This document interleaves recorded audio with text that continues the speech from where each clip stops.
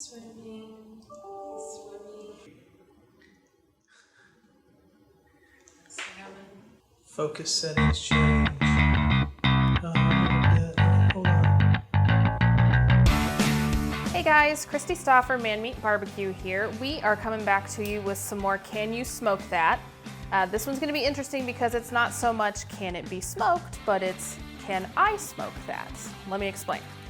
So we're gonna do cold smoked salmon today. We have done hot smoked salmon before on our smokers. We've never tried cold smoked. There's recipes all over the internet for it. It looks like it's gonna be a little bit complicated, but we're gonna give it a shot. So one thing I'll tell you is that most of the recipes you'll find on the internet use skin on salmon. We buy a lot of salmon in bulk from Sam's and Costco, and then we portion it out into fillets to eat for dinner. And we always have these kind of scraggly bits at the end that aren't really full fillets. And so that's what I'm gonna use today to start my cold smoke. To make the brine, which is the first step in what looks like it's gonna be a 3-day process, you can find recipes that range anywhere from 1-to-1 sugar to salt all the way up to 4 parts sugar to 1 part salt.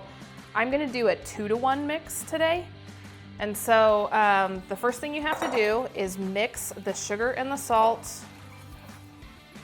And I'm gonna use a whisk to mix that up, make sure that it gets really well incorporated. And the reason that we're doing cold smoked salmon today is that it's Easter weekend and we have a little bit of a tradition in our family. I always make smoked salmon Benedict on Christmas and on Easter. And my family will tell you that in the past, this has been a little bit of a stressful thing. Even though we usually buy the cold smoked salmon from the store, I have a tendency to get a little intense in the kitchen, especially when I'm cooking for other people. And so making hollandaise from scratch and poaching eggs used to be incredibly stressful to me, but I found some shortcuts. And I'm gonna show you guys how to do that after we get the salmon smoked. And now the next step is gonna be, we need to spread some of this in the bottom of a 9x13 pan, and then we're gonna put the fish in there, and then we're gonna coat it over the top too. And from what I'm reading, it's really important that you get it totally coated and that you don't leave any of the fish exposed. So I'm gonna try and coat the bottom of the pan pretty liberally.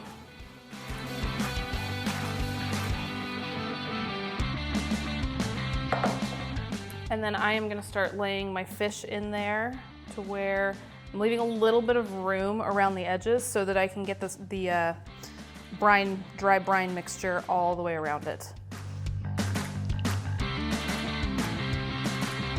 Okay. Once we have the fish laid out in there, then I'm gonna take the rest of the dry brine and I'm gonna totally coat the fish all over. And when I get done with this, we're gonna put it in the refrigerator, and I'm gonna refrigerate this for probably until tomorrow morning. You can do it anywhere from 12 to 24 hours, depending on the size of the fish. But I'm gonna do it through tomorrow morning in the fridge, and then we will take it out and move on to the next step. Right. I have my fish totally coated now, and so I am just gonna cover this with plastic wrap. I'm gonna put it on the top shelf in the refrigerator where it's the coldest, and we are gonna come back and see how this looks first thing tomorrow morning. Okay, so it's been about 19 hours since we put the salmon into the refrigerator in the dry brine, and so we're gonna take that out, and you can see here how much liquid has been released from the salmon. So that's why this step of the process was really important, to kind of dry it out, and it's got a firm kind of leathery feel now when you take it out. And we're going to brush the dry brine off of each piece and then rinse it off. And then we're gonna take each piece and put it into a glass bowl, and we're gonna run some cool water over it, and then we're gonna consistently run water over it and kind of agitate the salmon every couple of minutes for about 20 minutes. And the reason we want to do that is that the dry brine imparted a lot of salt into the fish, especially around the outside.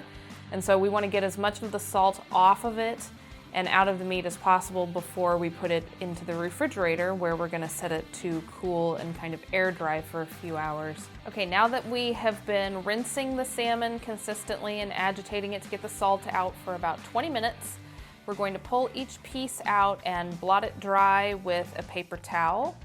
And then we're gonna lay the pieces out on a cooling rack that we have set up over a cookie sheet. We want the air to be able to get all the way around the salmon so that it can dry for about 4 hours in the refrigerator before we put it onto the smoker. Now, over the next 4 hours, I'm gonna check on it periodically to see how it's coming along, but basically we're gonna know that it's ready to go when it gets a little bit tacky on the outside. So just a slight stickiness on the outside of the fish, probably about 4 hours, and then it is going to be ready to go to the smoker. Okay, so my salmon has been out of the brine and in the fridge to dry for about 4 hours now. I've got it up on a cooling rack so that the air can circulate around it really effectively.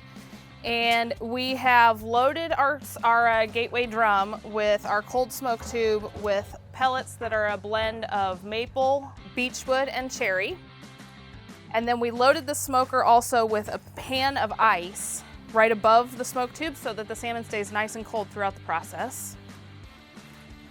And what we're gonna do next is we're gonna not leave it on this cookie sheet. We're gonna leave it on the cooling rack though.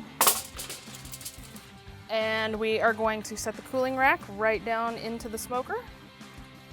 And this is probably gonna run for about 10 hours. I'm gonna check on it periodically. I'm looking for it to get kind of leathery and bronzy.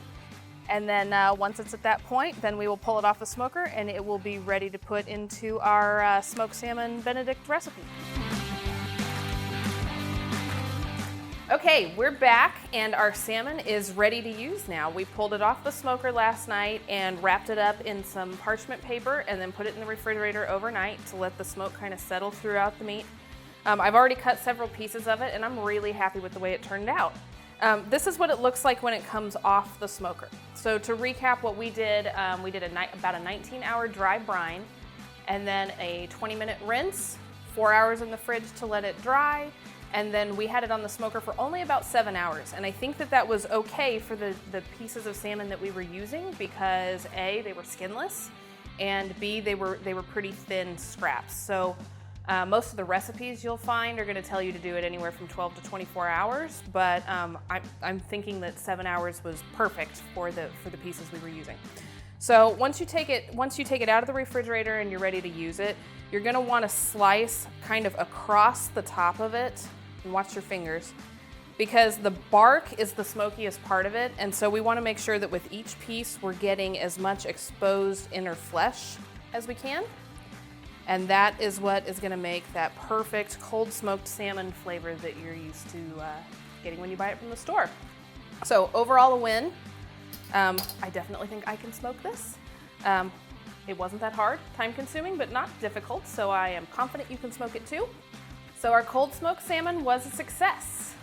In our next video, we're gonna show you how we take the cold smoked salmon and we use it in one of our favorite holiday brunch recipes. So if you enjoyed this video, subscribe to our channel and click the bell to get notifications of when we drop new content. Thanks for watching.